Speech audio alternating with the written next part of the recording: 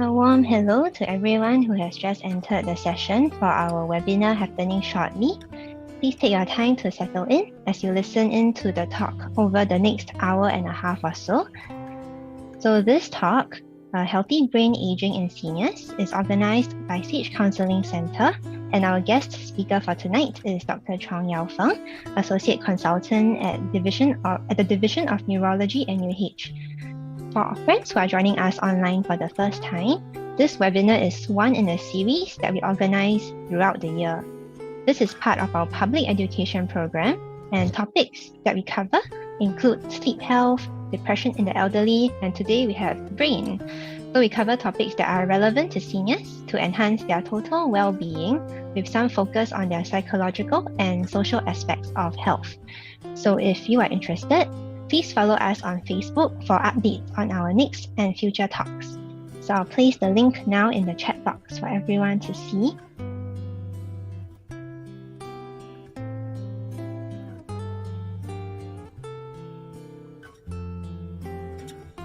Meanwhile, we have some more friends who are joining us online. So thank you for your patience while we wait just a little bit longer. Do settle in comfortably. You can pull up a comfortable chair or grab a drink if you need.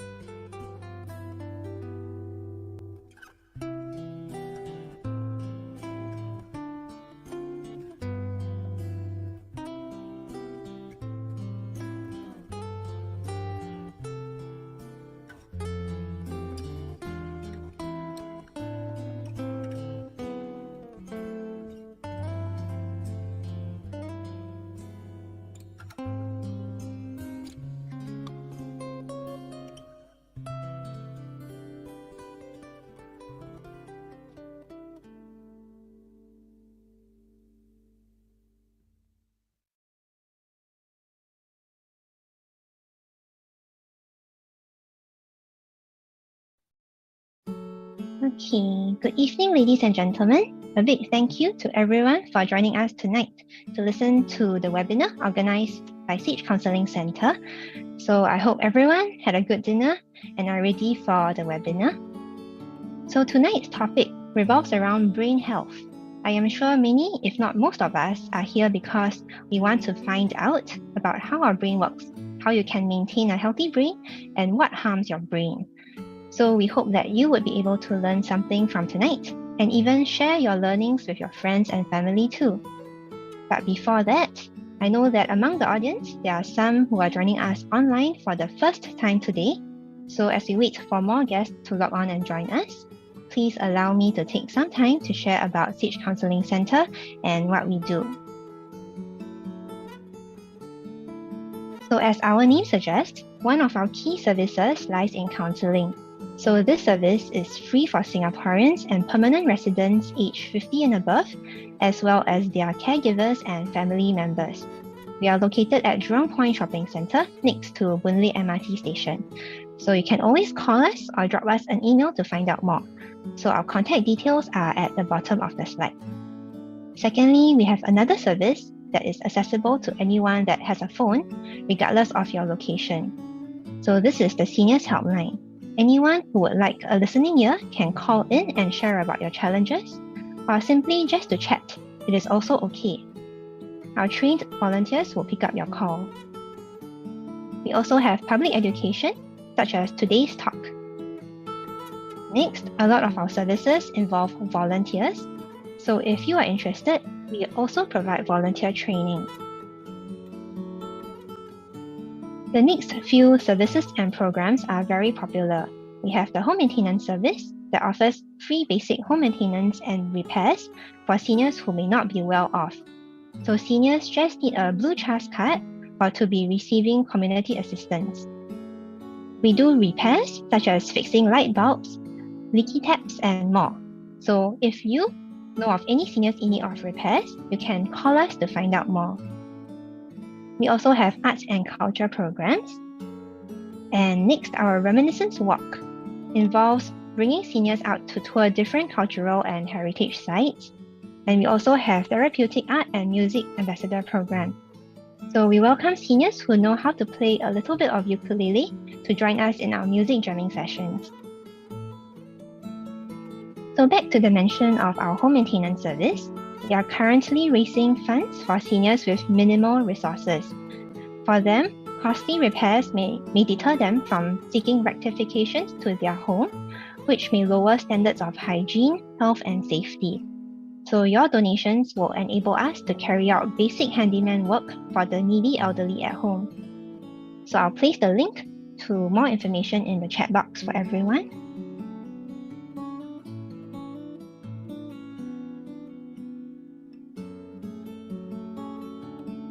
Okay, moving on, please also note that we have an advisory on personal data protection. During this talk, photos and videos of you may be taken for publicity, training, and marketing purposes.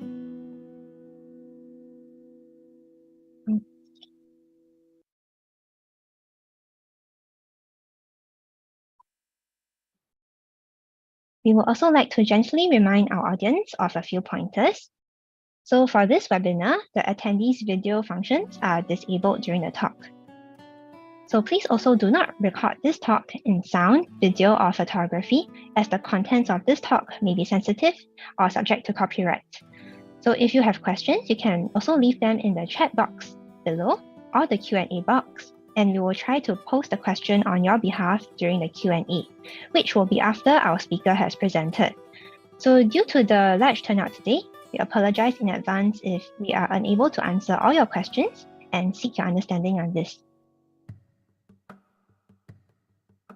So for everyone who has just joined, thank you for joining us tonight in the webinar Healthy Brain Aging in Seniors, organized by Sage Counselling Center. So let me now introduce our speaker, Dr. Chong Yao Feng. So Dr. Chong undertook his undergraduate medical training at the University of Cambridge, UK, and he also has a degree related to neuroscience. His postgraduate training was in internal medicine and neurology from NUH. His special interest is in patients who have dementia, and he is part of the clinical team which started the University Brain Health Unit in 2020. So currently, he is pursuing a PhD on the application of machine learning to dementia at the National University of Singapore. Okay, now let me pass the time to Dr. Chong. Dr. Chong, please. Hello, everyone. Marita, can you hear me? Can hear you. Okay, perfect. And can you see my slides? Yes, can see. Can see. Okay. Hi, everyone. I'm Yao Feng. I'm a neurologist at NUH. As you heard, I have a special interest in patients with dementia, and I help me run a multidisciplinary clinic, which we call the University Brain Health Unit, where we evaluate patients with cognitive impairment. And most of our patients who have cognitive impairment turn out to dementia, but we also have those who have cognitive impairment due to other causes which are not dementia, such as people who have mood problems or traumatic brain injuries, but most of it is dementia. And you also heard that I also do some research, which is what I'm doing at the moment. But today, we will not be talking about research. We're talking mainly on the topic of healthy brain aging in seniors, and we're talking about practical advice that you can do to keep your brain healthy as you get older. So I have nothing to disclose, which essentially means that I'm not being paid by any drug company, any lifestyle company, or whoever to advertise for them. So all these are just based on my medical opinions. And my disclaimer here is that even though I work at NUH, but the opinions I present here are those of my own, and they do not necessarily reflect either NUH's opinions or that of Sage Counselling Center. However, what I say reflects what is the current medical and scientific consensus on the topic of healthy brain aging. And therefore, I hope that what I say is not going to be particularly controversial. Okay, why is healthy brain aging important? Marita, can we start the poll?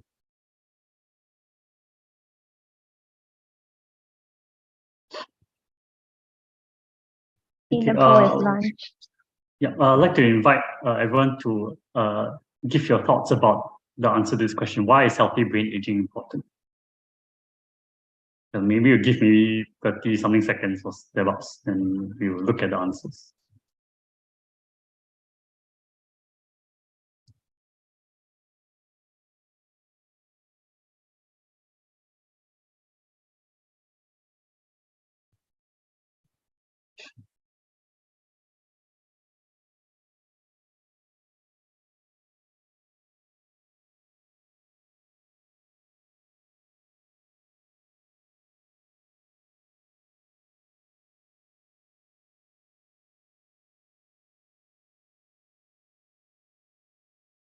Okay, we'll give a couple more seconds.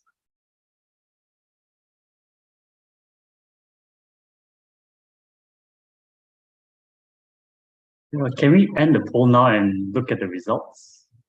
Okay. Yeah. Okay. So I hope the participants in this webinar are able to see the poll results.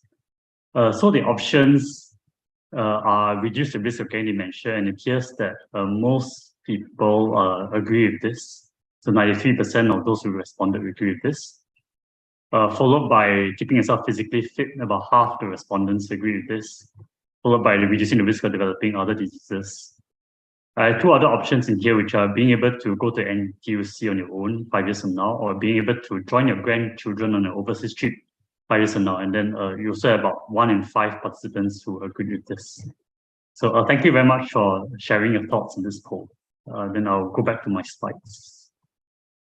Okay. So, okay. Can you see my slides? Can. Okay, sure. So actually, to a greater or lesser extent, all the 5 options are important. So, firstly, we know that healthy brain age is important because it does reduce the risk of dementia.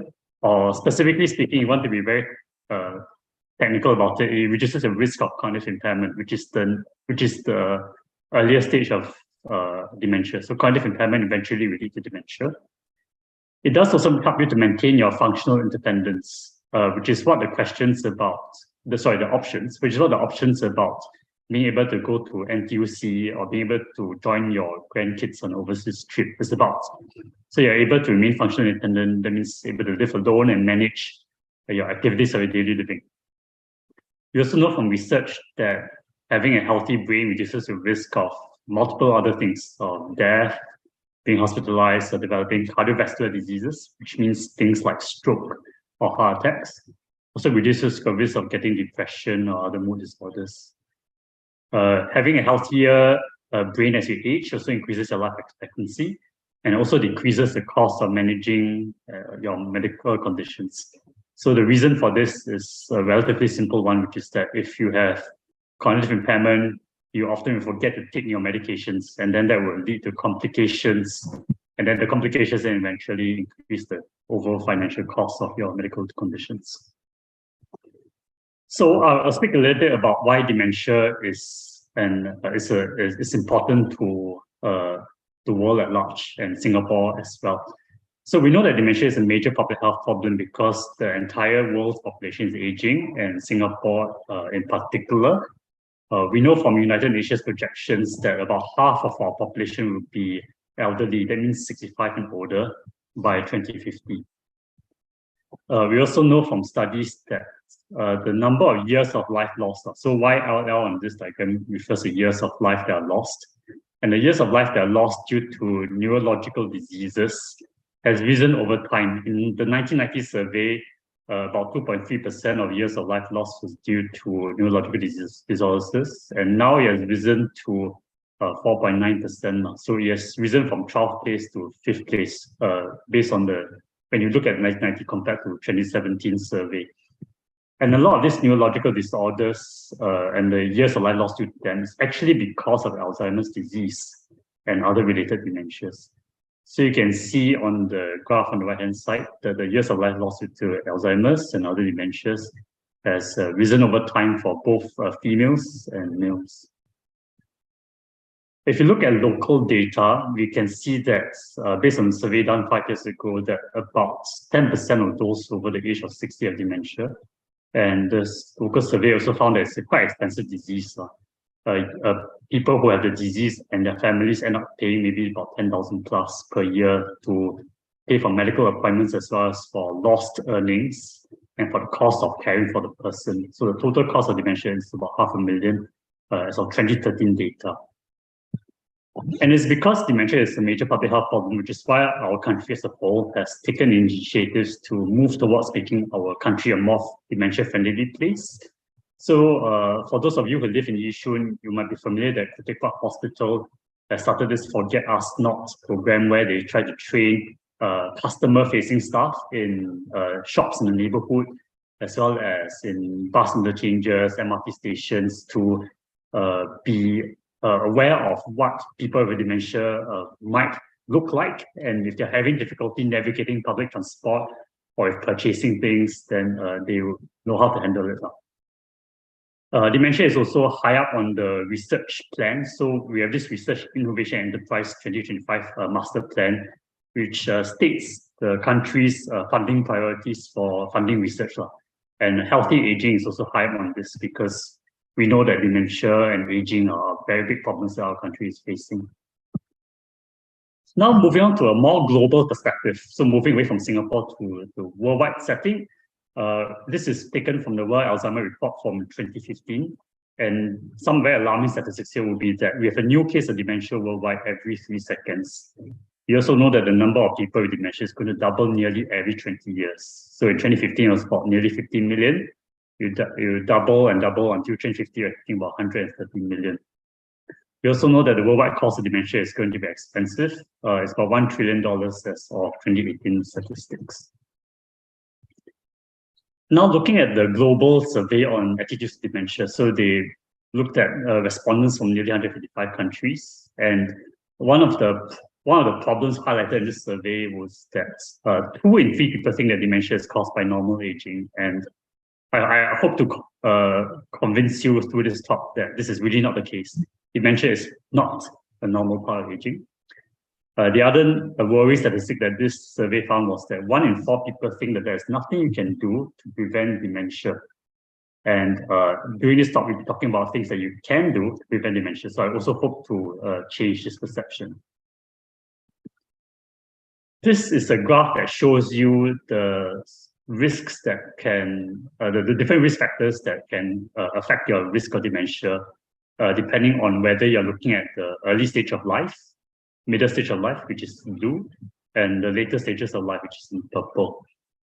So this is taken from a 2020 report from the Lancet Commission. So the Lancet, for those of you who are familiar with medical journals, Lancet is one of the most well-known medical journals. So the evidence that I will be citing during this talk will be taken from these respected medical sources. So here in this graph, you can see that having less education when you're young accounts for about 7% of your dementia risk. In middle age, that means from maybe 25 to 65, hearing loss, traumatic brain injury, high blood pressure, drinking too much alcohol, and being obese affects your risk of dementia. Whereas in later life, smoking, being depressed, being socially isolated, physical inactivity, which means not exercising enough, air pollution and diabetes also affect your dementia risk. So if you sum up all the different percentages in all the different circles, you add it up, it actually hits the number of 40%. And what this therefore means is that approximately 40% of the risk of dementia at the population level is actually potentially preventable. 60% is either unknown, or we don't know enough research, or it might be driven by genes which you can't change, for instance. But actually 40% is more potentially modifiable, which therefore means that the idea that dementia is something you can do nothing about is a wrong idea. You can actually prevent potentially 40% of your risk of dementia. So, one of the key messages of this talk will be therefore that maintaining a healthy brain reduces the risk of dementia and numerous other diseases and other consequences as well. Okay, the outline of this talk will be broken down into 3 parts, this talk. First, we'll be talking about physical exercise. Secondly, I'll be talking about the other things you can do besides exercise to maintain a healthy brain. And the third part of the talk, I'll be talking briefly about things that you shouldn't do because they can harm the brain. These 3 parts of the talk will be put in this navigation bar at the very bottom. So if you're not sure which part of the talk we are in, the first, second, or third part, just take a look at which part is highlighted on the navigation bar at the bottom. So, firstly, talking about the importance of physical exercise. I'll speak a little bit about the research evidence for how physical exercises reduces the risk of cognitive decline first. So the research evidence here is summarized in this graph here. This graph here, just to break it down for you, each of these lines here, Ho et al., Laurin et al., Squid, Yeff, Pignati, and so on and so forth, these are the surnames of the author of the study. So each of these lines refer to a different study. And then the graph here on the right-hand side here shows you the results of the study. So if you have a little dot that is to the left-hand side of the vertical line, it means that physical exercise reduce the risk of cognitive decline. Whereas if the dot is to the right-hand side, it means that there was a cognitive decline in the group of patients who exercise compared to those who exercise less or did not exercise. So one of the reasons why it's important to look at multiple studies is because you can see that different studies have different degrees of effect. So you can see, for example, that Ho et al., the little red dot is maybe here. But if we look at another study like Pignati, the red dot is further to the left. So a red dot that is further to the left means that the effect of physical exercise in preventing cognitive decline was stronger in Pignati's study compared to Ho's study. So that is one of the reasons why interpreting research evidence is difficult, because you have many studies. They're all answering the same question, but in slightly different ways. For example, different studies might use different exercise regimes. Different studies are conducted in different countries, and different studies enroll different sorts of patients. Maybe some enroll patients who are in the middle age, some enroll patients who are older. So one of the difficulties in interpreting research evidence is that there are many different studies. They all differ in slightly different ways. And sometimes when you look at the Straits Times or other news outlets, some newspapers will tell you that, maybe someone will tell you, exercising doesn't do anything for cognitive decline. Whereas maybe 2 months later, you look at Straits Times and then it publicized the study from NUS that says that actually an aerobic exercise program can reduce the risk of cognitive decline. So for the general public, it can be confusing because the media tells you different things at different times. So one of the ways doctors and scientists who are working in the field try to understand the huge number of studies out there is to consolidate studies in this thing that we call meta-analysis, which is essentially what this graph is showing. So if you combine all these different studies together, it shows you that the overall risk of cognitive decline if you were to physically exercise would be 0.62, which means that you are reducing your risk by about 38%. So my overall aim of showing a little bit about meta-analysis research methodology to a general audience is to highlight to you that interpreting what you see in the media is often difficult. If you're in doubt, probably you should ask a healthcare professional because we are the ones who deal with all these conflicting studies, and we usually will look at trusted evidence. We look at trusted ways of analyzing and summarizing data across multiple, often conflicting studies in order to come up with a reliable estimate of whether the action or the treatment works or not. So based on this meta-analysis, we would conclude that physical exercise does reduce the risk of cognitive decline. The final thing I wanted to show on this slide is that this meta-analysis was looking at observational studies. Observation studies means that you do not split your subjects or your patients into two different groups of one who exercised and one who didn't via a randomized method. Rather, you just observe the people as they are, as they carry on with their lives. So as scientists and doctors, usually we do not trust observational studies as much as we trust randomized controlled studies, which I will talk about in brief later on. So the earliest graph, this one, was looking at a high level of physical activity. If you look at a low to moderate level of physical activity, then the risk reduction rather than 38% is a bit lower at 35%. But it still shows that even if you exercise to a low to moderate level, you still reduce your risk of cognitive decline.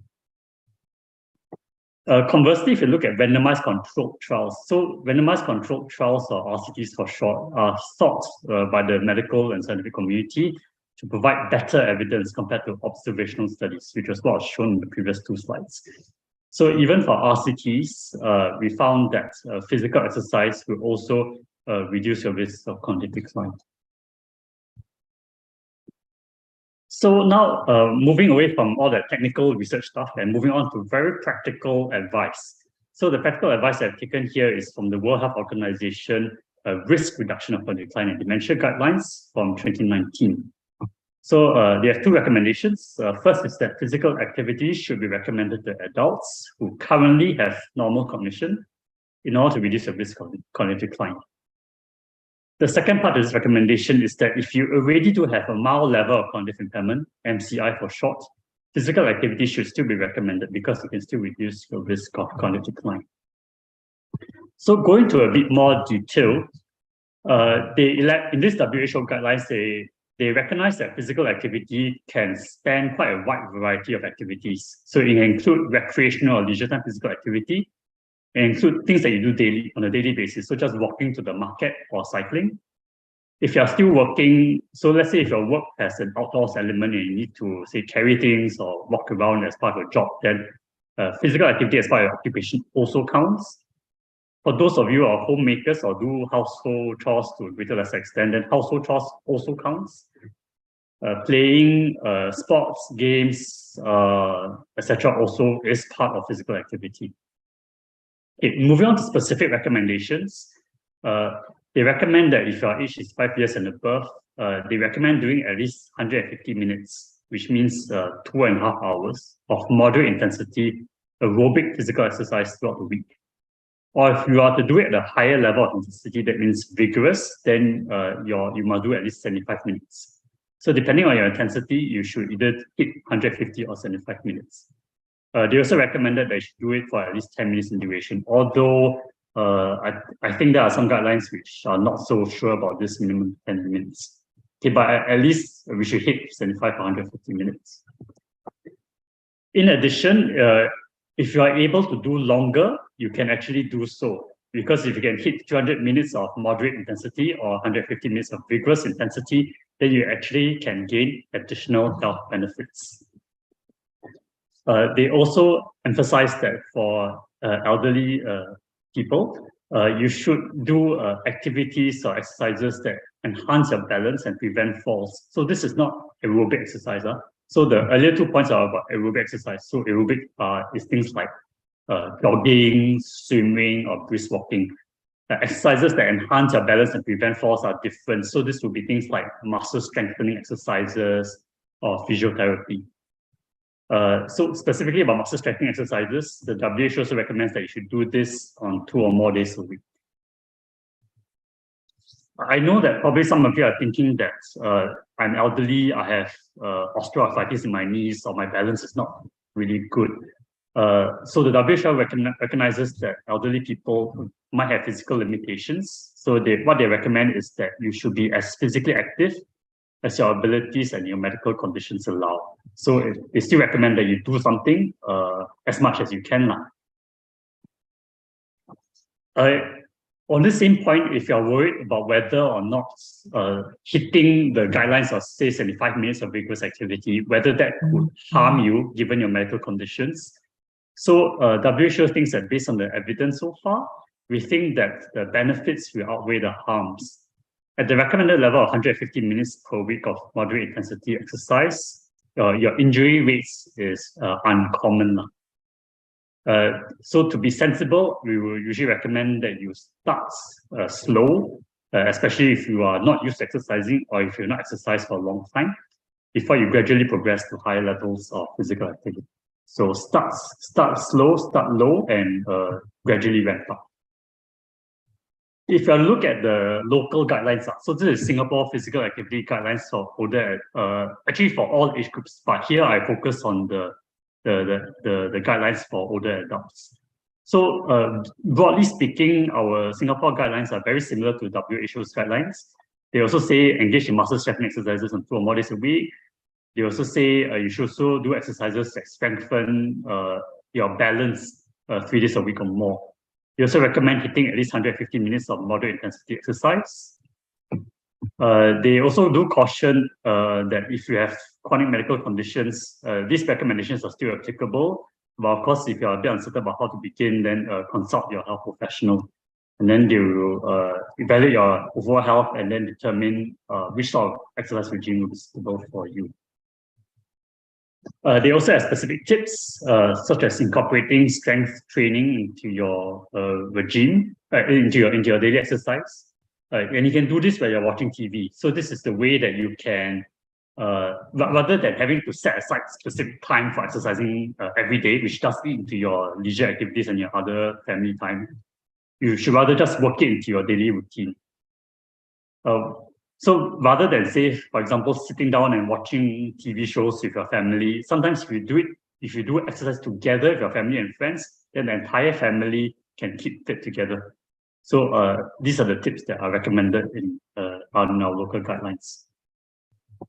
If you might be wondering what is considered moderate intensity and what is vigorous intensity of exercise, our local guidelines explain it that moderate intensity means that when you're exercising, you can still talk in phrases or short sentences, but you cannot sing. And if it's vigorous intensity, you have difficulty even talking just a couple of words. So you can use this to gauge how vigorously you're exercising. Our Singapore guidelines also give you specific examples of what is considered aerobic exercise compared to what is considered muscle strengthening exercise. So aerobic exercise is the one that you should aim to hit at least 150 minutes of moderate intensity per week. And examples of this include brisk walking, jogging, skipping rope, or even dancing. If it's muscle strengthening exercises, then that would be things like Tai Chi, Pilates, weight training. Okay. We even have case studies in the local guidelines. So the case study I'm highlighting here is of Madam Fatima, who is a 68-year-old recent retiree. She has been walking for many, many years. And after retirement, she still continues to enjoy her daily 45-minute walks at Bishan Ang Mo Kio Park. She also hangs out with her friends and plays with her grandkids when they visit over the weekends. But she notices that she is not as strong anymore, and therefore she's worried about falling and injuring herself. When she visited her doctor, she shared her concerns, and her doctor advised that frequent walking is a good start, but she should also target strengthening her muscle groups in order to reduce the risk of falling and injuring herself. So with this advice in mind, when Madam Fatima goes to the park, she started to use the outdoor gym equipment, and she found that she eventually gained strength to carry and play with her grandkids. And when she goes marketing, she also realizes that she feels stronger about carrying the groceries in hands rather than putting it into the trolley. So this gives you a very concrete example of, if you're someone in this age group, what you can do on a day-to-day basis. So rather than just keeping up with your aerobic exercise, you can also incorporate some of the muscle strengthening exercises. You can even try to intensify your aerobic exercise by switching to brisk walking instead of just normal pace walking, or you can even choose tricycling. And if your condition allows, I would even recommend that you try jogging rather than just brisk walking. So if you can do more, you should do more. Okay, now we move on to measures other than physical exercise. So if you remember this graph that I showed you earlier, education, hearing loss, hypertension, alcohol, and so on and so forth. So I will be speaking in brief about each of the factors that are identified in this chart. So the non-exercise measures to reduce risk of cognitive decline are summarized in this table in the left-hand column. So eating a healthy, balanced diet, controlling your cardiovascular risk factors. So cardiovascular risk factors refer to the factors that increase your risk of cardiovascular diseases, such as stroke and heart attacks. So the 4 cardiovascular risk factors are reducing your obesity. So if you're obese, then you should reduce your weight in order to bring your weight into a normal, healthy range. Hypertension, which is high blood pressure, diabetes, hyperlipidemia, which is effectively high cholesterol. Being mentally active, socially active, addressing hearing loss and using hearing aids, getting adequate sleep. And then the last 2 factors are less relevant to a lot of us, a lot of elderly here, traumatic brain injury and air pollution. So the other 2 columns in this table will be taken from 2 authoritative sources of medical and scientific consensus in the field. First is WHO 2019 guidelines, which is what I showed you just now for physical exercise. And then next is from the Lancet journal from 2020. So you can see here that for the WHO 2019 guidelines, I rated in this second column the quality of the best available evidence. So the darker the color, it means that you have stronger evidence for the recommendation in the left-hand column. So for example, eating a healthy diet is considered to have moderate quality of evidence according to WHO. For the Lancet study, which is the one in the right-hand side column, a similar color scheme applies. The darker the color, the higher the risk related to that risk factor. So according to the Lancet, hearing loss and traumatic brain injury are actually have the highest relative risks of increasing the risk of dementia. But that's not to say that others are not important. So cardiovascular risk factors are still like 1.6, 1.5. So they're all shaded light shade of pink. I don't want you to focus on the second and the third columns. They are mainly for those who are, for those of you in the audience who are very keen to know the exact research evidence. But my advice for the general audience who was not so concerned about nitpicking at the evidence is that anything on this slide in the left-hand column means that the medical and scientific community thinks it's important enough to flag it up. So if it's on this slide, important enough for you to take note of and do something about it. Don't need to care about what's in the second and third columns. As long as on this slide, I think you should try to do something about it. Okay, so I will talk about some of these factors in brief. So firstly, about dietary issues. Okay, so eating a healthy, balanced diet. So the WHO 2019 thinks that a Mediterranean diet has some impact on improving your cognition. For those of you who are not familiar with what a Mediterranean diet is, it's essentially a diet that is supposed to be inspired by the diet of those who live in the Mediterranean region, which has an emphasis on fish and seafood, and also on healthy grains, and vegetables and fruits. Then meats, sweets are supposed to be eaten less often, and then you can eat on a weekly basis things like chicken, eggs. Besides diet, you should always remember that you should add in being physically active. So physical exercise, as stated in the first part of the talk, will always be applicable, regardless of what other measures you do separately. You will see on the left-hand side that it says that taking wine in moderation can be done as part of the Mediterranean diet, which is common in the Mediterranean region. But I would, later on when I talk about alcohol, I would say that this is debatable. So I do not put this as a strong recommendation in this talk. Okay, if you look at local guidelines, so the Health Promotion Board in Singapore also has specific recommendations for seniors. Firstly, they say that you should switch to nutrient-dense foods, which means that the foods that you eat are high in nutrients and not just full of empty calories. So the foods themselves are high in protein, or they have micronutrients as part of it. They also recommend that you need to have protein in every meal, and preferably the protein should be low fat so as not to increase your cholesterol intake.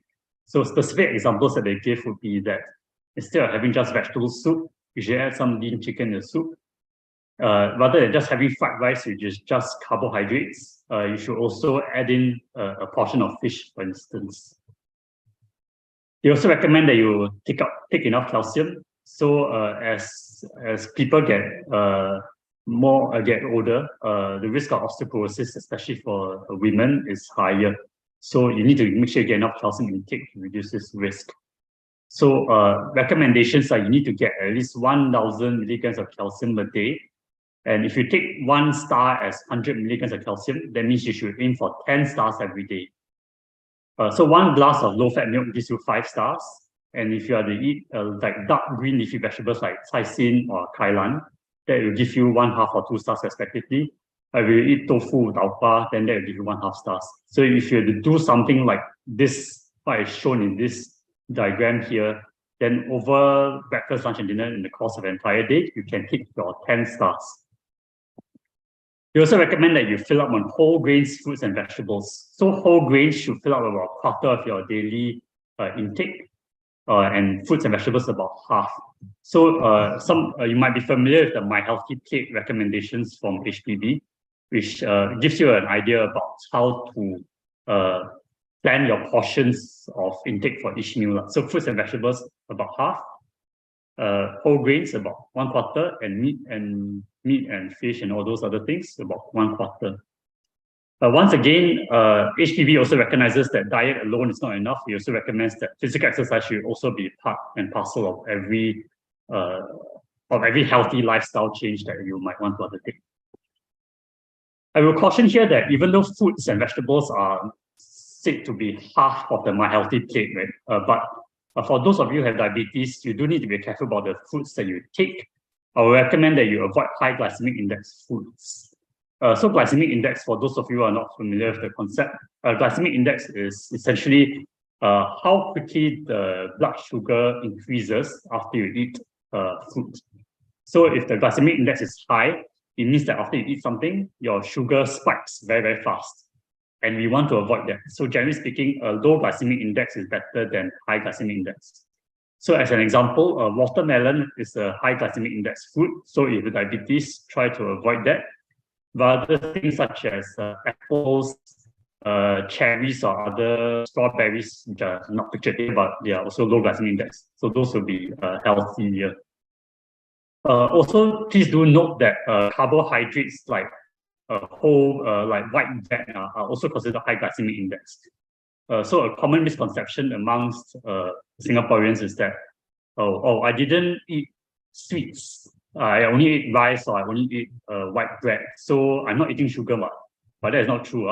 If you eat a lot of white bread, you are actually eating high glycemic index foods, and therefore you're actually increasing your blood sugar levels, which is not great for your diabetes control.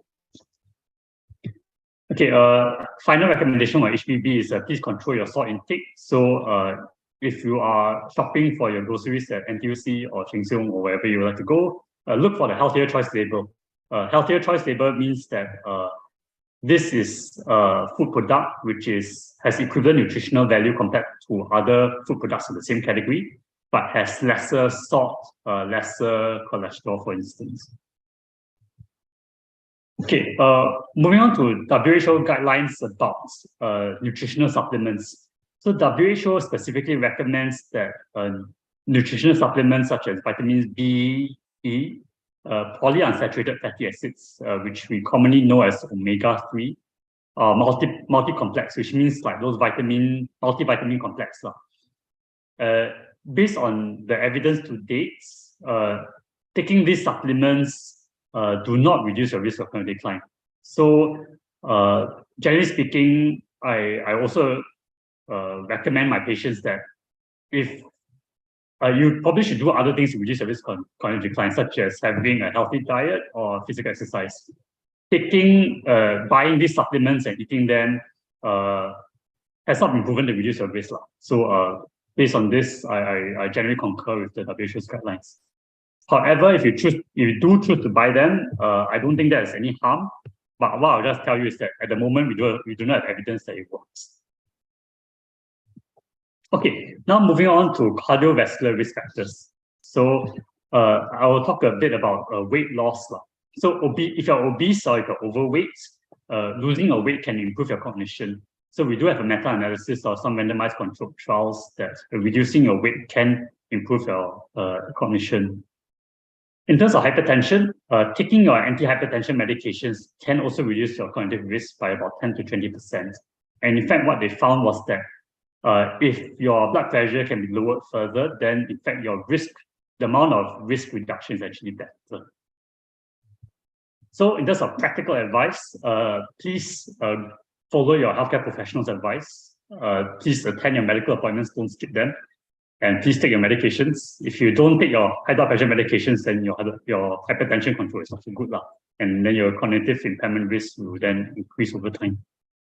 And exercise, observing a healthy diet, like mentioned in other parts of this talk, will still be important. Okay. Now moving on to the next recommendation of remaining mentally active. So we have evidence from previous research studies that if you have higher educational attainment, that reduces your risk for dementia. That means for those of us who are fortunate enough to have had the opportunity to study at the university, then that reduces your risk compared to someone who only had primary school education. But I understand that for those of you who are in the elderly age group, very, very hard to change this because this was something that happened much earlier on in your life. However, we also do have evidence that if you are already in the middle age, undertaking mentally stimulating activities. So example would be social outings, playing music, reading or speaking or learning a second language. It can actually help to maintain your levels of cognition until the later age. So not to worry in the sense that if in your younger days, you did not have the opportunity to study until a high level, then doesn't matter. Even now, if you undertake mentally stimulating activities, it also does have protective effects on your brain. We also know that from other evidence that people who were in more cognitive demanding jobs, they actually had less cognitive decline before and sometimes even after retirement. So what I understand from this is therefore that if you had the benefit or the fortune to work in a more cognitive demanding job, and that's good. You have that protection in terms of the reduction in cognitive decline risk. But if currently you are already retired, then going back into part-time work or at the very least doing voluntary work is actually also doing a sort of a job. So that itself will be better than being a full-time retiree. So in terms of practical advice, as I briefly mentioned, if you can keep working, even in part-time, or if you prefer not to do work, you can also do voluntary work. It actually goes into this saying, which you might have heard before, use it or lose it. So we all know from looking at our own bodies, right, is that if you do not exercise your muscle will shrink over time. So for those of you who go to the gym, if you exercise in the gym, the muscles will build up. What people do not often realize is that the brain is actually like a muscle as well. So if you do not use your brain will eventually deteriorate and your cognitive abilities will shrink. So your brain is very much like your physical muscles that you see on your arms and legs. So please use your brain or you end up losing it. So other practical advice is that if you already have hobbies, please continue with them. And if possible, try to pick up new hobbies as well. And the reason why I emphasize picking up new hobbies is because continuing with old hobbies is good. It helps to keep your brain mentally active. But the problem here is that you are doing something that you're already comfortable with. So picking up a new hobby, on the other hand, is trying to push your brain out of its comfort zone. And pushing your brain out of its comfort zone is like doing weightlifting for the brain. So by doing that, you're trying to strengthen your brain. So as an example, let's say you were a homemaker for most of your life. So you like cooking. So you like to constantly go and learn new recipes, watch YouTube videos to learn how to cook different cuisines. So that's your lifetime hobby. I would recommend that you continue with that. But on top of that, try to challenge your brain by doing something new. So you can try to, say, learn a new language. If you like to watch Korean dramas, then try to go and sign up for some Korean classes to learn Korean, for instance. as an example. Of course, I recommend.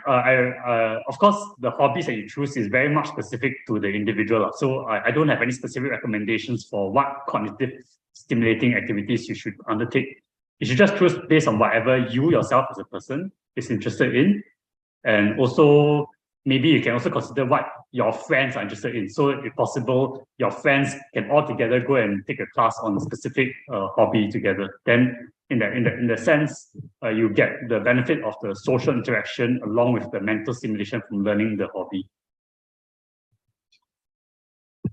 Okay, I'll talk in brief about the remaining factors on this slide. I don't have specific slides for them because of time limitations, but I will just state here that remaining socially active is important.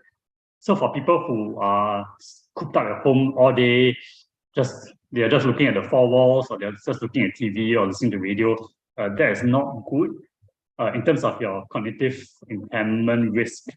People who are socially active, that means they are going out every day to do voluntary work, or they are meeting friends every week to yam cha. So those people are socially active, their risk of cognitive impairment is lower. If you are starting to have hearing problems, I recommend that you go for hearing checkups. Polyclinic GPs will do run this. And if they assess that you are eligible for hearing aids, please do use them. So the reason for this is simple. Being that if you have hearing impairment, you are not so tuned into your environment. So if you're not tuned into the environment, you do not get the mental stimulation that comes from being able to hear what is on TV, being able to hear conversations, and then your mental stimulation decreases, and that I think that therefore that leads to lesser mental stimulation, and so your brain will get weaker over time. So hearing loss is important to address. Getting enough sleep is also important. 7 to 9 hours is the current medical recommendation. So anywhere between 7 to 9 on a daily basis is okay. That said, we also do have studies showing that as people get older, the number of hours needed for sleep also decreases. So it is very common for people in their 70s to sleep only 5 or 6 hours. And when they wake up, they feel refreshed. So the important thing about here is that how do you gauge whether your sleep is adequate? Your sleep will be adequate if by the time you wake up, you feel refreshed. You're able to go through your daily activities without feeling the need to keep taking the naps throughout the day.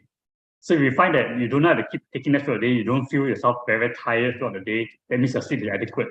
So if you sleep 5 hours every day and you are able to hit this target of not feeling sleepy during the day, being able to do all your daily activities without feeling fatigued, then 5 hours is enough for you. Then I would say don't go and force yourself to go and sleep 7 hours. So whatever is adequate for you will be adequate. Okay, traumatic brain injury and air pollution are factors that are very hard to change, but maybe important for those of you who have children or grandchildren who are, because of occupations or because of sports, are at risk of traumatic brain injury. So we do have studies primarily from America, which shows that those who do American football, which is the equivalent of rugby in Singapore context, because they keep hitting their brain or their head when they are playing sports. So their traumatic brain injury is something that they are at high risk of suffering, and increases the risk of developing dementia later on in life.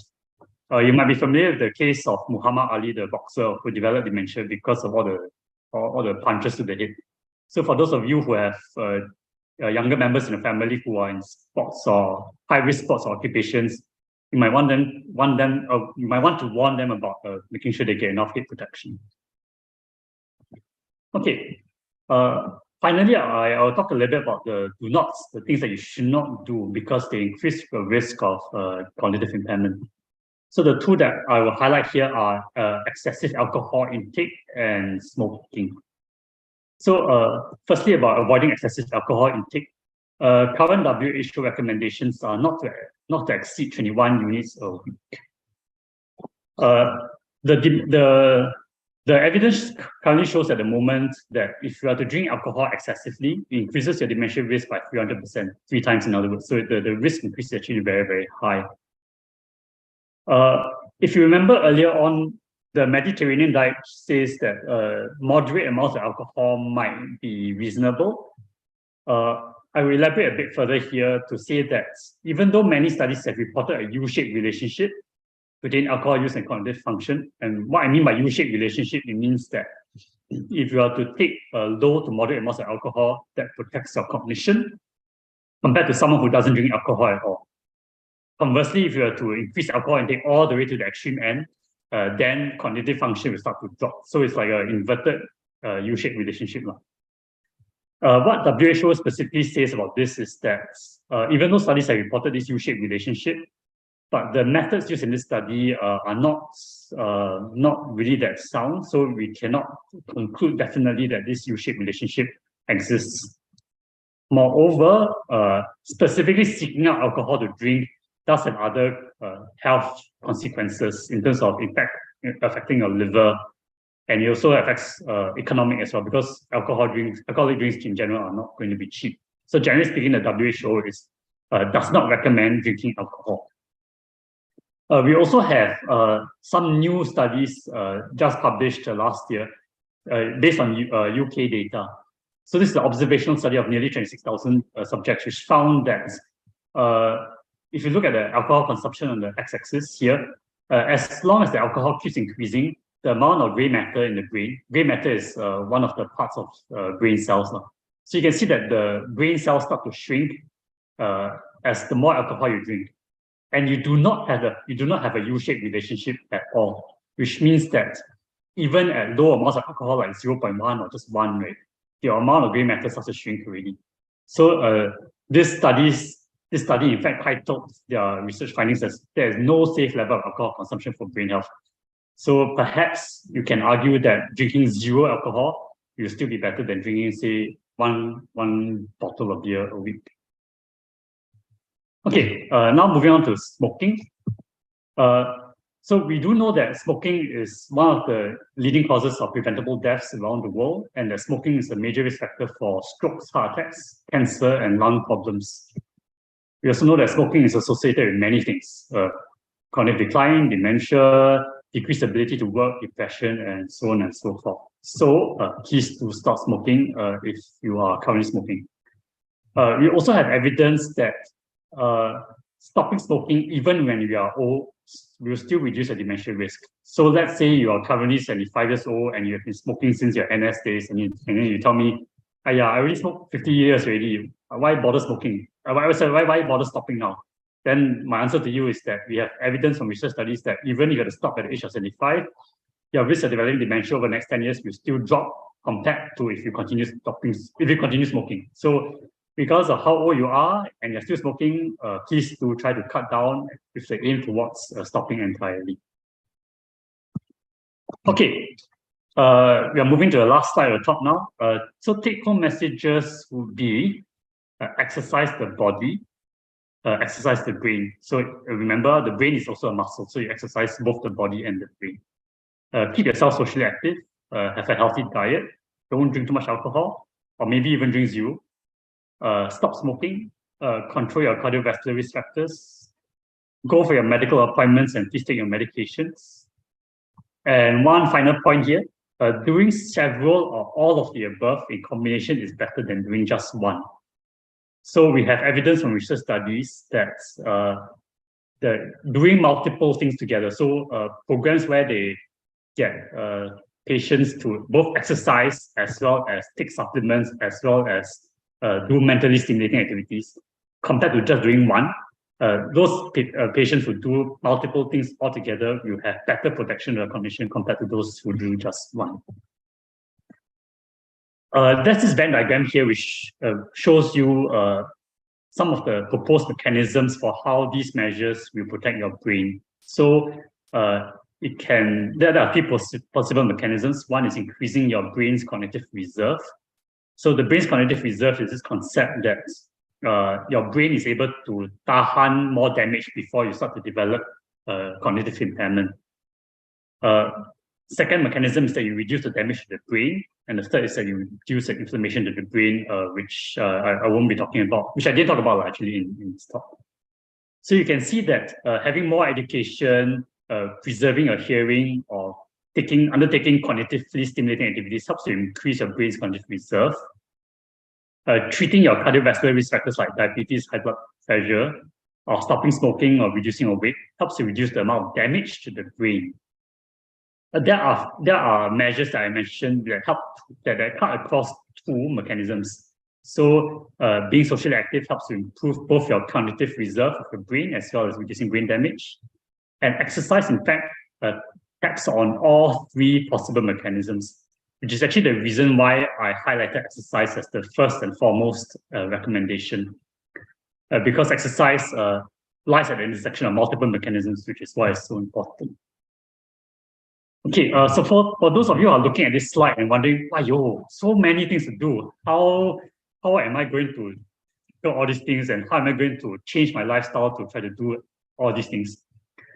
For those of you who speak Chinese, 千里之行始于足下, translated in English means a journey of 1,000 miles begins with a single step.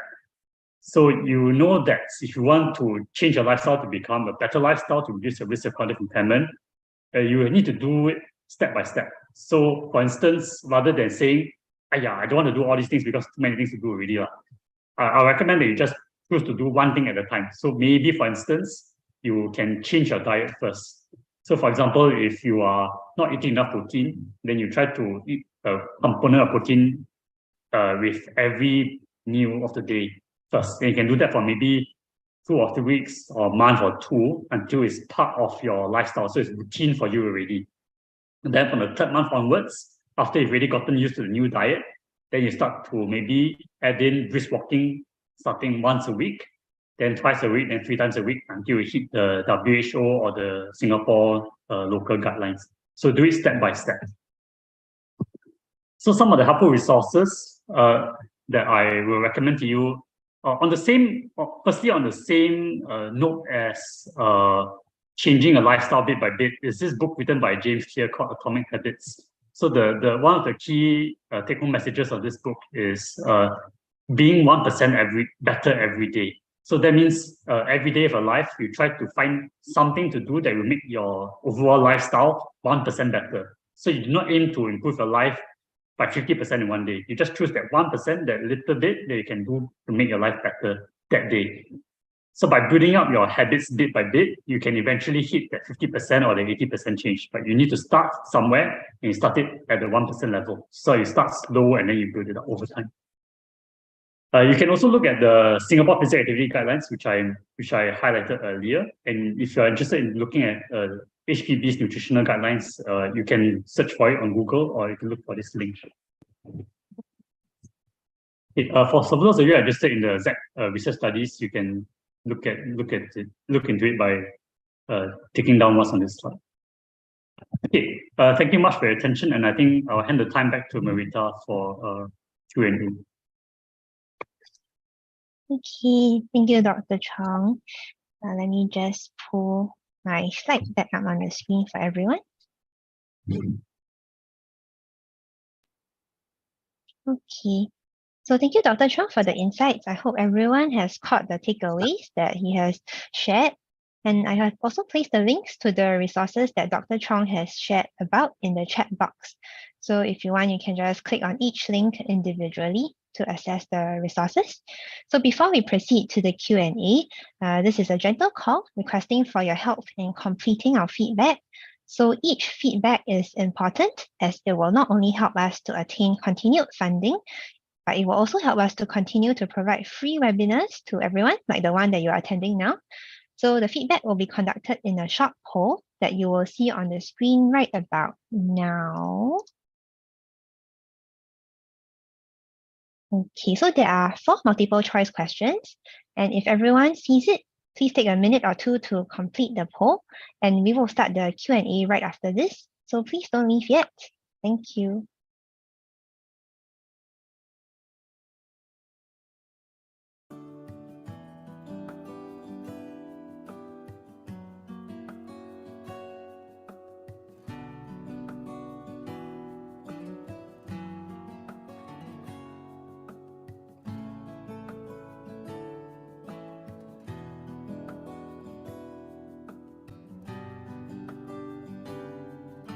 Okay, meanwhile, for those of you who have already finished the poll, I see the numbers are coming in quite quickly. So if you have finished the poll, you can leave your questions for Dr. Chong if you have any questions in the Q&A box or the chat box.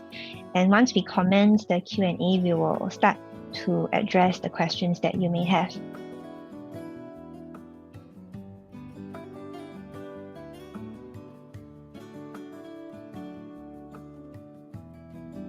So I'll leave the poll on for maybe another 30 seconds.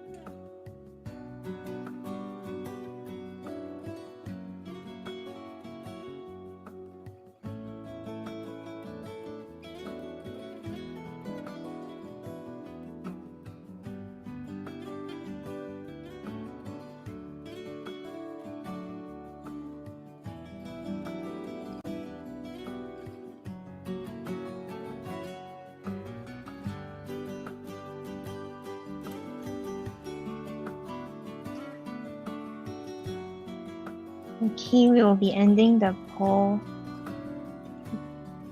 very shortly. So thank you, everyone. I'll end the poll now. Okay, so the poll is over. So if you haven't finished the poll, don't worry, because the feedback form will be displayed after the webinar ends. And I will also put the link to the feedback form in the chat. So it will be a longer feedback form. If you have other feedback that you'd like to share, you can type a long answer in the form as well. So I'll just put it now for everyone.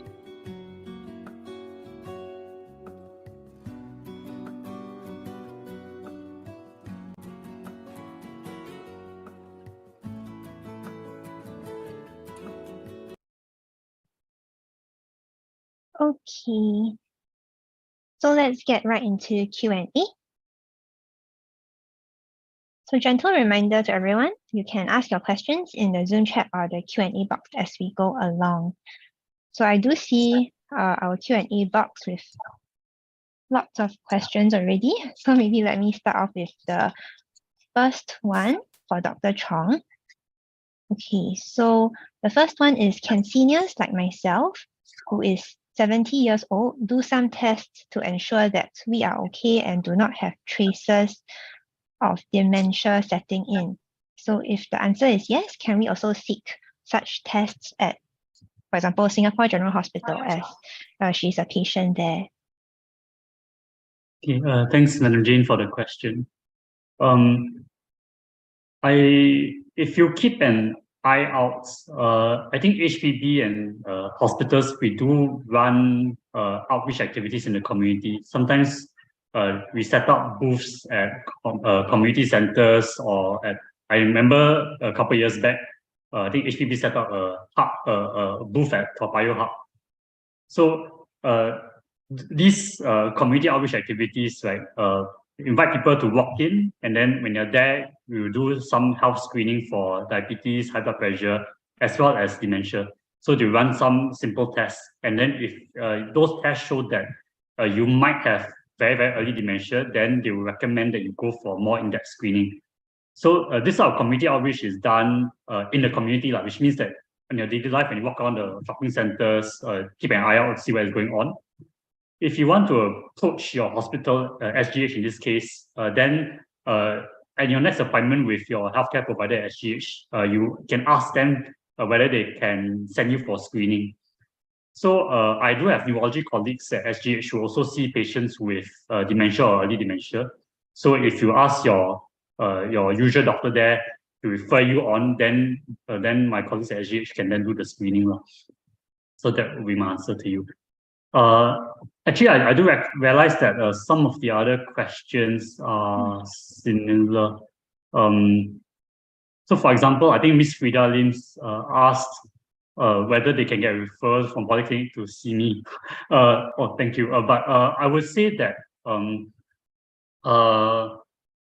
the way Singapore's healthcare system works is that if you're interested to check whether or not you might have cognitive impairment that might mean that you have early dementia, you want to get this sort of checkup done, it depends on which part of Singapore you live in, because that's the way our system is divided. So people in the north will be more likely sent to Tan Tock Seng, people in the west will be sent to NUH and might end up seeing me.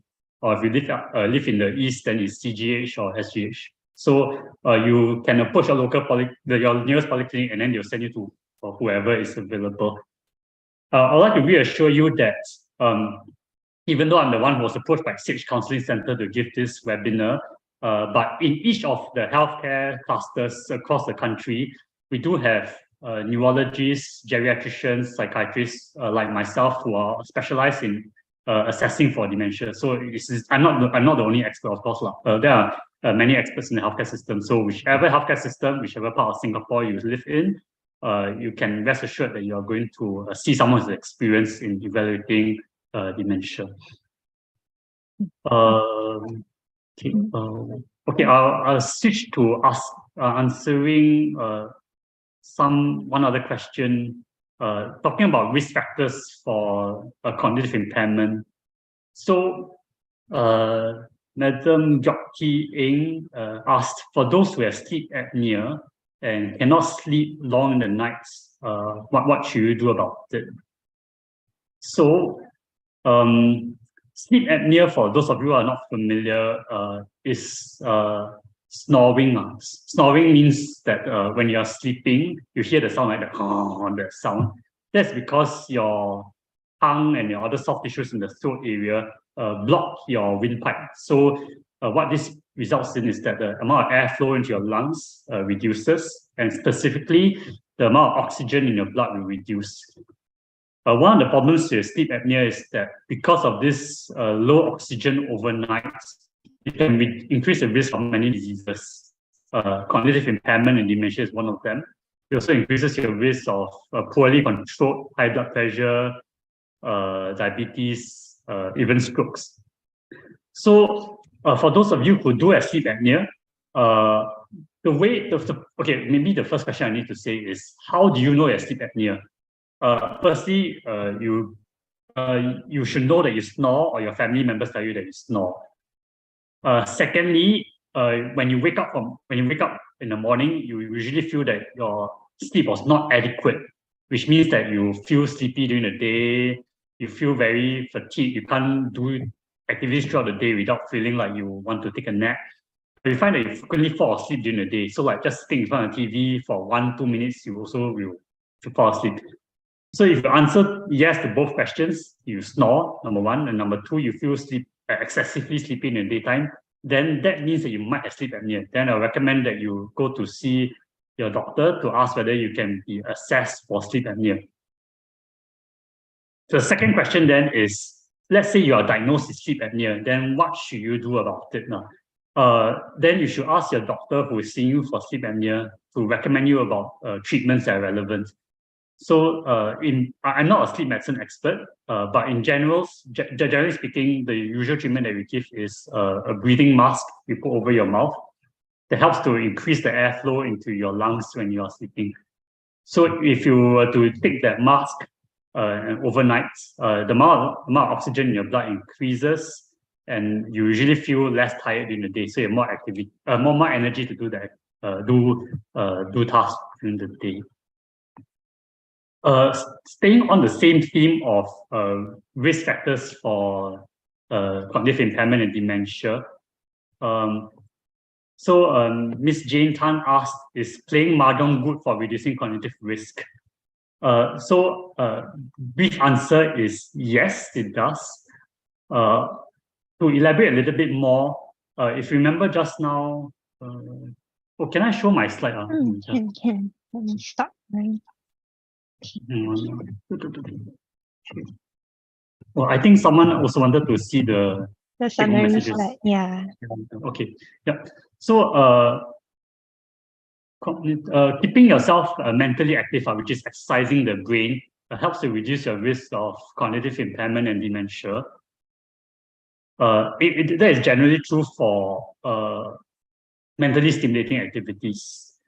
The thing about the evidence out there, all the research studies that are done, is that maybe one study will look at mahjong, another study will look at playing chess, another study will look at playing even computer games. So we have evidence that playing computer games actually helps to improve your cognition. But be careful about this. That doesn't mean that you should tell your grandkids to go and continue playing computer games, because if you do it too much, that obviously has other impact on your physical health and your ability to keep up with school and all those things. So do be careful with this interpretation. So essentially, the research studies out there, they look at many different sorts of cognitively stimulating activities, and WHO does not make a specific recommendation as to which cognitive activity you should do. My practical recommendations for you is that do anything that you find interesting and that you can keep up with on a regular basis. So if you like playing mahjong, you already have a regular practice of playing mahjong with your kakis every week, then keep up with it. Conversely, if you're not doing any cognitive activity at the moment, you're just watching TV, which in my opinion is not really very stimulating, then I would recommend that you try to do something that is stimulating. It doesn't matter what, as long as you do something, it's better than nothing. Also on the same theme of risk factors for cognitive impairment. So Mr. Richard Chua asked, if you are more than 65 years old, is it sufficient just to keep to moderate exercise for 150 to 300 minutes for 1 week, or one must do at least rigorous exercise as well? So based on the WHO recommendations, they say that you can do a mix of moderate and vigorous activity. So it doesn't need to be vigorous only. It can be a mix of both. In fact, you want to do moderate only, that is fine as well. So that's WHO's current stand on this matter. Also on the same topic, Mr. Harry Tan asked, is 10,000 steps in walking considered too intensive, or is it adequate exercise to keep healthy for a senior of 72 years? My answer to that is the amount of exercise that is considered enough for you is very much dependent on the individual. So the 10,000 steps recommended by HPB is a general guideline. 10,000 steps because 10,000 is an easy number for people to remember, and because walking is something that more or less everyone, most of us are able to do. So they use 10,000 steps as a tagline in order to push across a simple and effective message for the general public. But let's say you are 72 years old, but you're still running a marathon 2 times a year. Then I would say for your case, walking 10,000 steps is obviously too simple for you. You should be, say, running 5 kilometers a day, because at your fitness level, you should be doing more. So I would say tailor the amount of exercise you're doing to whatever your physical capability is at the moment based on your healthcare conditions. Of course, if any of you already have other medical conditions like maybe heart problems, lung problems, or your knees are not very good, and you have concerns about undertaking regular physical exercise, then the safe thing to do is to speak to the healthcare professional first, and then they will help to recommend you some exercises that you can undertake safely. Okay. Okay, Marita, do you see any other interesting questions? I do see some questions that are more general about dementia. So, for example, there is one question asking what are the initial signs of dementia, and then another is asking how to differentiate between like just forgetfulness, if one is old and forgetful, and whether one is suffering from dementia. So I think the audience here, they are interested to have some general knowledge about dementia as well. Yeah. Okay, thank you for those questions. The initial signs of dementia is usually forgetting things.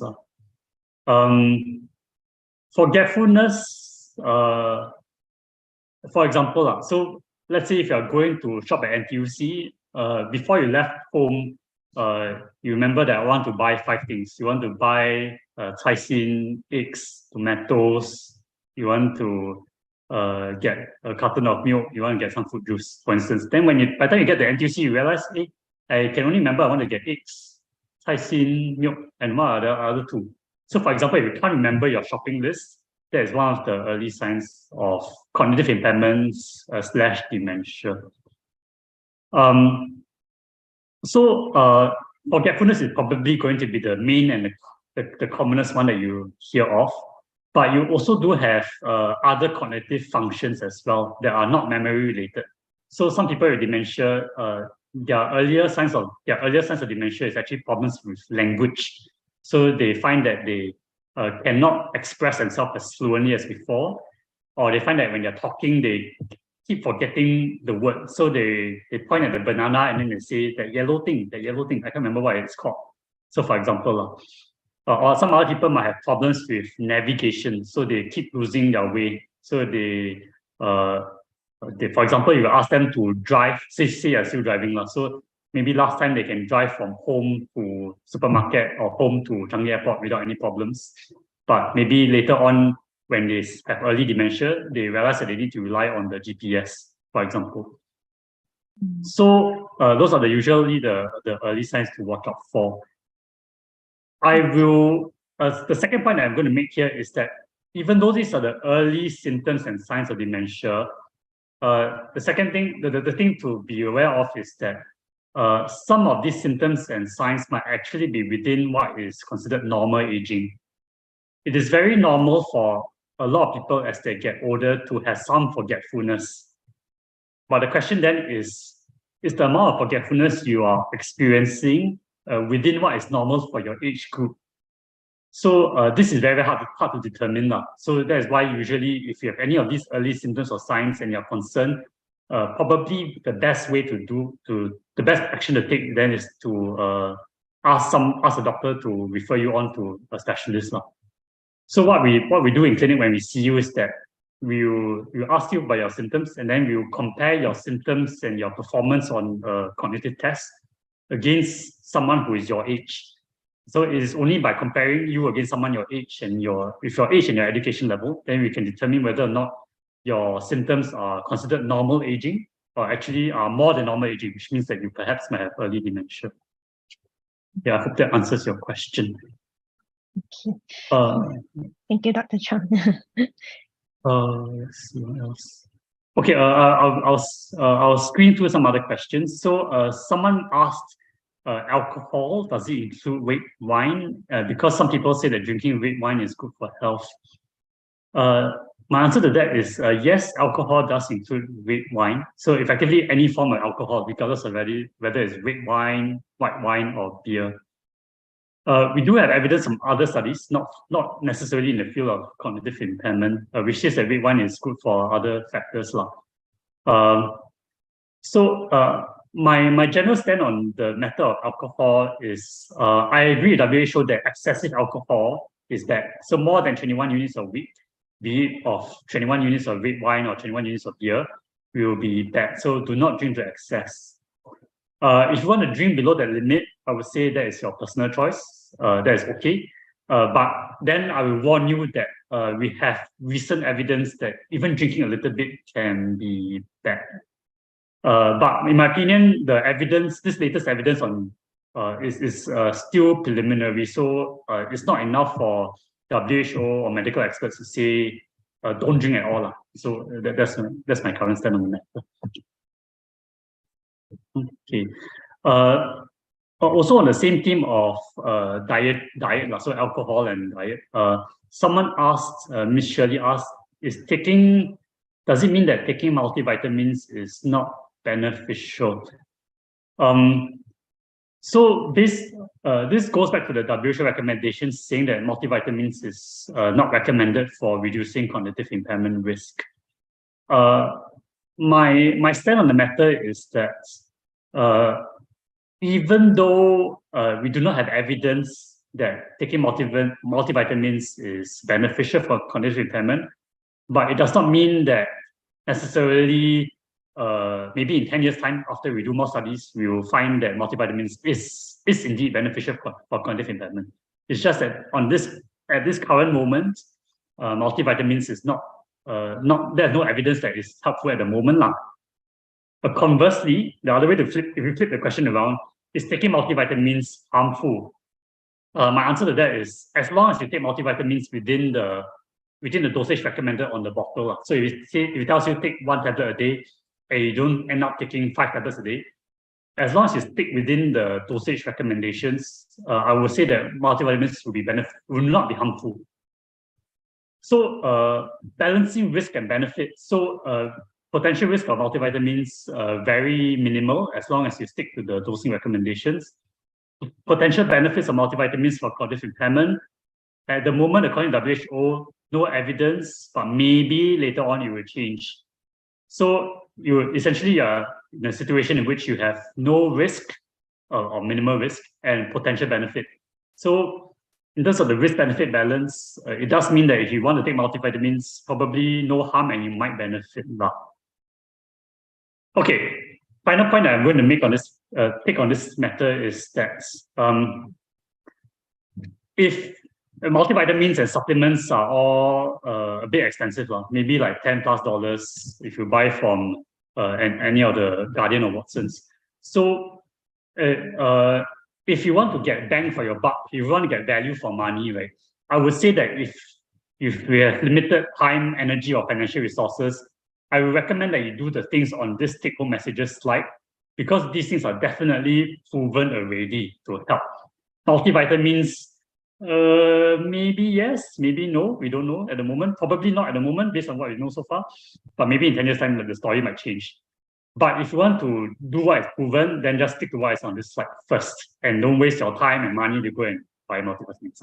So that is my answer to that. Okay. Any other questions? Okay.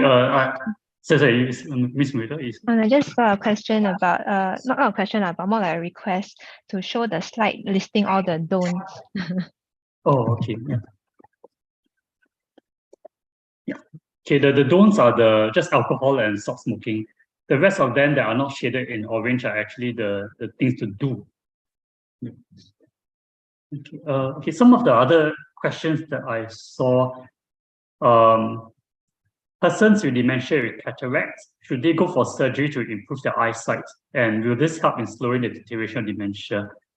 Yes. At the moment, we have evidence showing that if you are to improve your vision, that means you go for cataract surgery, your risk of cognitive impairment in the long term will decrease. So it is actually very similar to the point about addressing your hearing loss and using hearing aids. If you are to improve your hearing, your cognitive impairment risk decreases. So in a similar vein, if you have to improve your eyesight, so you improve the amount of visual input to your brain, and therefore you improve your mental stimulation, that can also reduce your risk of cognitive impairment. Ms. Kalyani Raja asked, does meditating help for the brain? I'm not very familiar with the literature about meditation in the context of cognitive impairment and dementia. So I won't be able to answer specifically about meditation and its impact on dementia. However, I do hear that meditation is good for mental health, so in reducing anxiety and reducing stress. And we do also have evidence that reducing anxiety, stress, reducing depression can reduce the risk of cognitive impairment. So you can sort of think that meditation is 1 degree removed from the outcome of cognitive impairment. So I would say that based on my experience in the field, I think meditation probably can help cognitive impairment, but I'm not very certain about the evidence in this area, so I will not make a strong recommendation about it for now. But if you're asking about whether meditation helps for mental health, I would say the evidence is very strong that it does help. So you can do that from that perspective. Okay. Yeah. I also see that there are at least 2 questions kind of asking, is dementia and Alzheimer's, are they the same or how are they different? Yeah. Okay. So thank you for that question. Dementia and Alzheimer's are related concepts. Dementia essentially refers to cognitive impairment, and this cognitive impairment is severe enough that it interferes with your ability to carry out your daily activities. So for example, someone who is very forgetful to the extent that they forget to take their diabetes medications and they need their doctor's help to give them their diabetes medications, then that is clearly someone who has dementia, because they have both the cognitive impairment as well as an impact on daily activities. So that is the definition of dementia. the second part is, what is Alzheimer's disease? So Alzheimer's disease is a specific disease process. So if you were to, let's say if you do an autopsy of a patient with Alzheimer's disease and you cut up the brain and you take a sample of the brain's tissue and look under the microscope, if you see specific disease features on that under the microscope, then you can say that the patient has Alzheimer's disease. So Alzheimer's disease is actually referring to a very specific disease of the brain cells. The reason why Alzheimer's disease and dementia are frequently mixed up is because Alzheimer's disease is actually the commonest cause of dementia. Maybe about 60 to 70% of cases of dementia are due to Alzheimer's disease. But however, you also do have dementia which are due to other causes. In Singapore context, the other common causes we hear of will be stroke.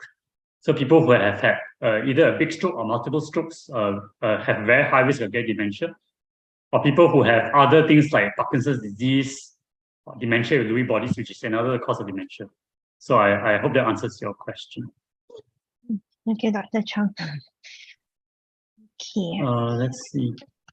Okay, I will just pick up. Okay, unfortunately, I do know that time is running short and we can't answer all the questions, so I apologize in advance. The Miss Elizabeth Tan asked, is it best for a smoker to gradually cut down smoking and not do it abruptly? Okay, to be honest, I'm not very sure because I don't work in smoking cessation. I don't work specifically in this field. Anecdotally, I would say that I've heard of people who go cold turkey, meaning that yesterday I was smoking 1 pack a day, then tomorrow they stop, and then they can handle it. But the risk of that is that if you go cold turkey, you can get withdrawal symptoms because the nicotine intake stops suddenly. Which is why other people do it gradually. So they cut down from 1 pack to half a pack, quarter pack, then eventually they stop, maybe a few months down the road. If you are uncertain about because I don't work in this field, so I can't give you a very specific answer.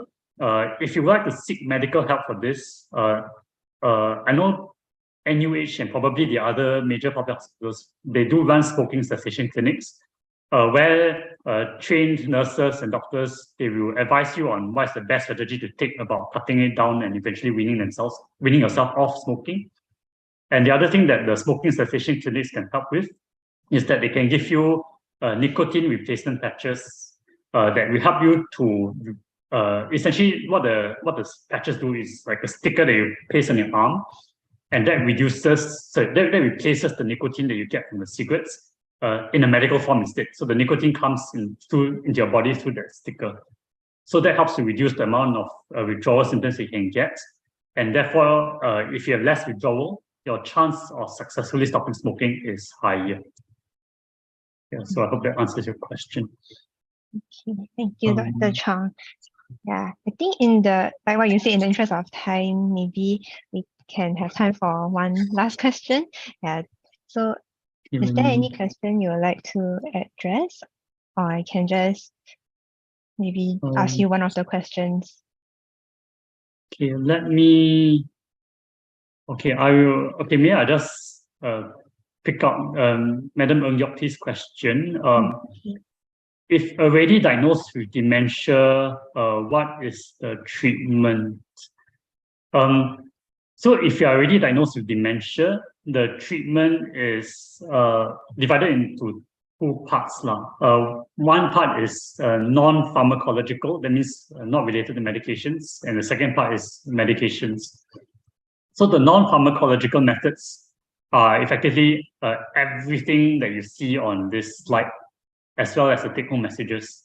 So avoiding alcohol, don't smoke, eating a healthy diet, physical exercise, and so on and so forth. So effectively, changing a lifestyle to a healthier lifestyle will be one very, very important part of the treatment of dementia.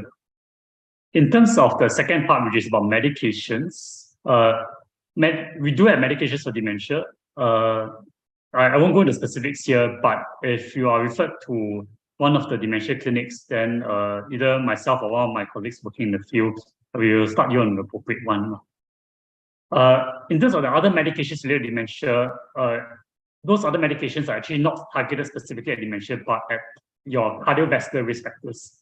So in the dementia clinic, we also usually think about whether your diabetes control, your hypertension control, your high cholesterol control is all adequate. And if it's not adequate, then we usually recommend that you adjust the medications for that to improve your control. Okay, thank you, Dr. Chong. And yeah, thank you everyone for your active participation in the webinar tonight, asking a lot of questions. And so before I put back my slide, Dr. Chong, is there any last words or any like final sharings that you would like to tell the audience or the attendees about? Oh, thank you. So firstly, I think thank you everyone for coming to this talk. Brain health and remaining healthy as you age, both in terms of the body as well as the brain, is a very, very important topic. So thank you all for coming. By coming and learning from today's talk, I think you are taking one important first step in reducing your risk of getting cognitive impairment later on in life. Second take-home message, I think, is that lifestyle changes is very, very important. Do it step by step, and if you do that, you will eventually in the long term reduce the risk of cognitive impairment. So thank you everyone for your attention, and I hope this was a useful talk for you. Okay, thank you, Dr. Chong. Okay, now let me put my slide back.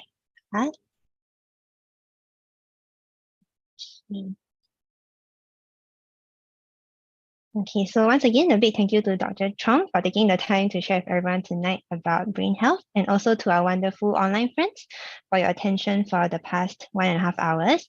So we hope you have enjoyed the talk and found it useful. So to round off the night, I'll just do a quick recap about our main services. So first is our counselling, which is free for Singaporean citizens and permanent residents. You can call us to find out more. We also have the Seniors Helpline, which is a free national helpline with an easy to remember number. So the number, as you can see on the screen, it is 1-800 and 75. So for anyone age 50 and above who is seeking a listening ear, you can just call the hotline or the helpline. And here we also have a short announcement on next month's talk.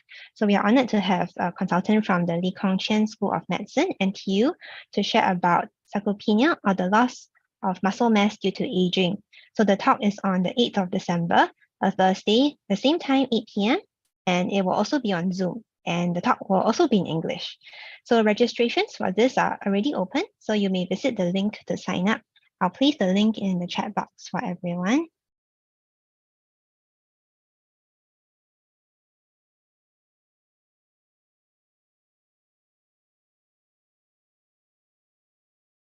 Okay. So for more updates on our activities, do follow us on our Facebook page or complete the feedback form with special attention to the email field, and we will add you to our mailing list. So for any other questions, we are also just an email or a phone call away. And thank you once again for joining us, and have a good night, everyone. See you at our next webinar. Goodbye and good night.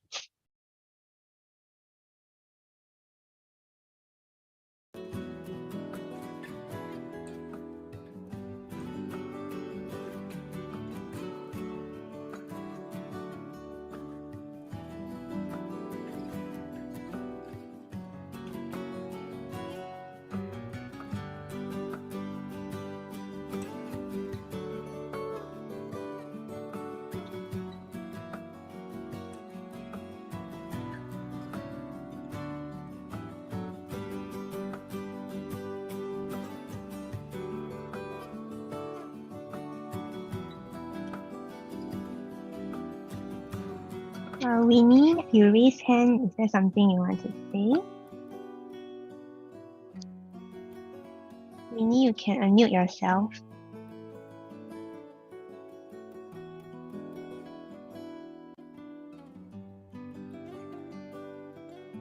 I saw you raise hand a few times. Not sure if it's by accident or is it because you want to say something?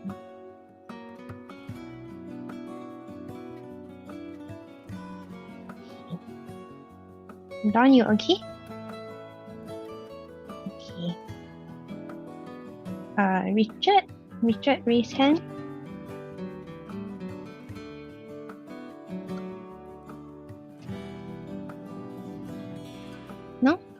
Okay. Okay. In that case, then I'll end the webinar for everyone. Sorry, I didn't unmute myself. How do you Yes. register for the sarcopenia talk? For the sarcopenia talk, I have placed the link in the chat box. Are you able to open the chat box?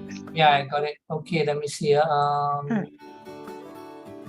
The last one, is it? Yes, the tiny.cc/12 muscle. muscle. Yes. All right, thank you. Thank you.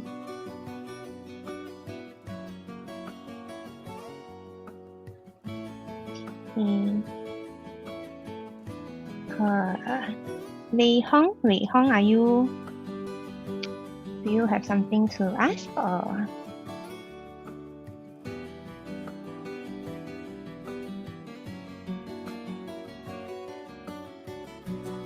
Okay. Okay, if there's nothing else, then I will end the webinar for everyone. Okay. Yes, Thank you. I'd like to find out if this will be repeated. This talk on brain health, is it? Yes.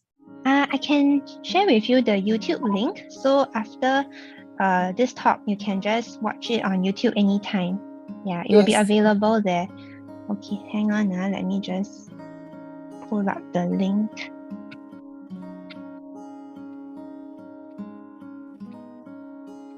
Okay, are you able to see the link in the chat? Yes, and thank you. Okay, thank you. Thank you so much. Okay, then I will end the webinar for everyone now if there are no other questions. Okay, thank you everyone. Good night. Thank you. Okay, thank you. Bye-bye.